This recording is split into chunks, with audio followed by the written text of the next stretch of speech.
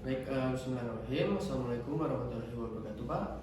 Baik, selamat siang. Sebelumnya perkenalkan, nama saya Muhammad Azharuddin. Saya menjaga di klinik pada hari ini, Pak ya. Baik, Pak. Di sini izin untuk menanyakan identitas dengan Bapak siapa? Pak Robin. Bapak Robin, Pak ya. Untuk usia? Ada 7. 27. Alamatnya? Izin kenali. Kenal, Pak. Baik, Pak. Di sini nanti saya akan menjelaskan beberapa cara penggunaan glukometer, terus untuk pemantauan juga untuk glukosa darah pada Bapak, Pak ya, agar normal dan terjaga, Pak ya.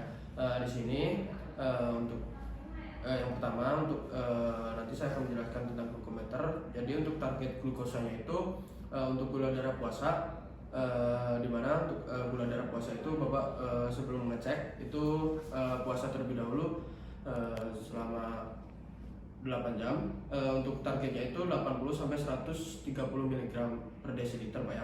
Kalau gula darah sewaktu Bapak bisa dilakukan sehabis makan juga bisa. Itu untuk targetnya kurang dari 180 mg per desiliter.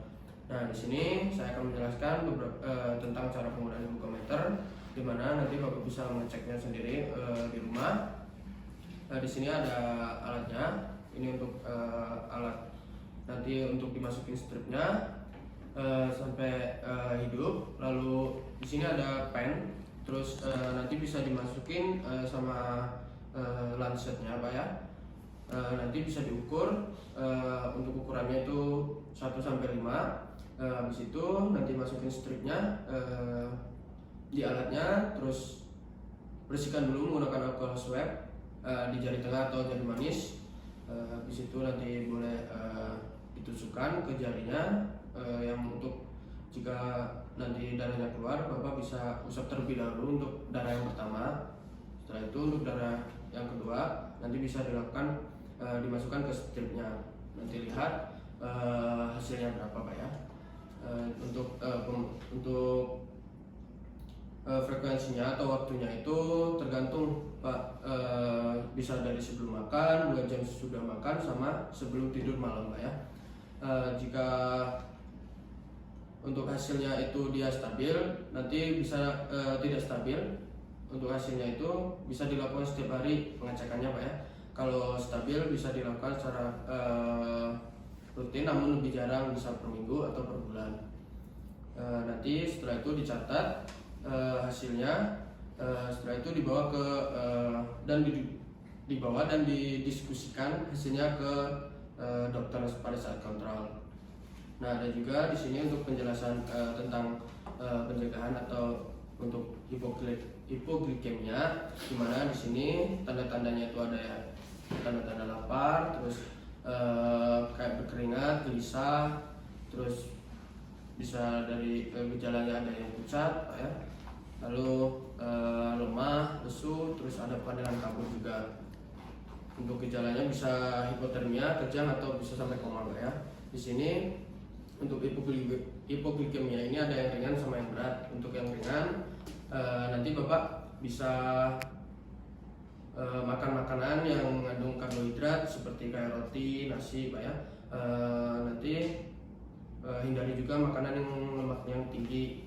Setelah itu nanti Bapak jika Bapak masih sadar, Bapak bisa mengonsumsi gula itu 15-20 atau dilarutkan dalam air, atau bisa 2-3 sendok makan gula. Nah, nanti setelah itu periksa lagi setelah 15 menit, periksa menggunakan glukometer ini, Pak ya.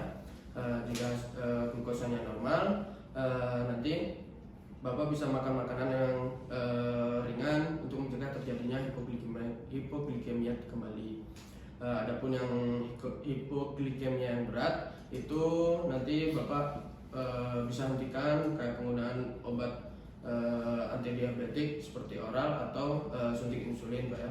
Terus setelah itu bisa ke fasilitas pelayanan kesehatan terdekat.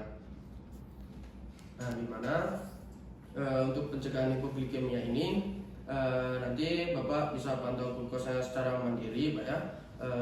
Terutama nanti Bapak bisa terutama Bapak jangan mengkonsumsi obat oral atau insulin.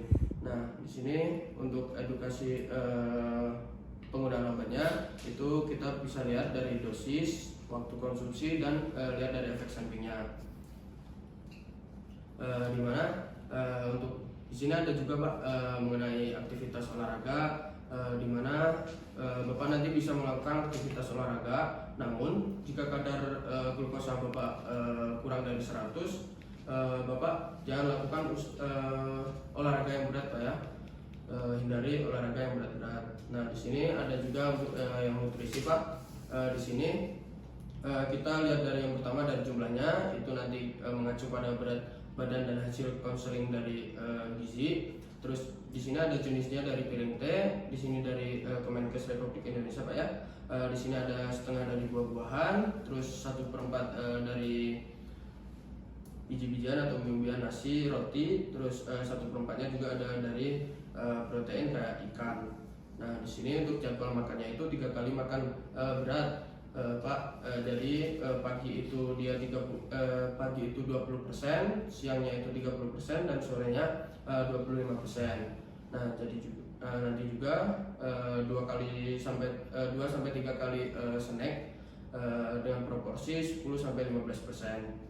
Nah, di sini juga nanti Bapak bisa melakukan aktivitas fisik Pak ya, di mana aktivitas fisiknya ini sekitar 150 menit per minggu terbagi minimal dalam 3 hari. Nah, aktivitas ini tidak boleh ada jeda lebih dari 2 hari.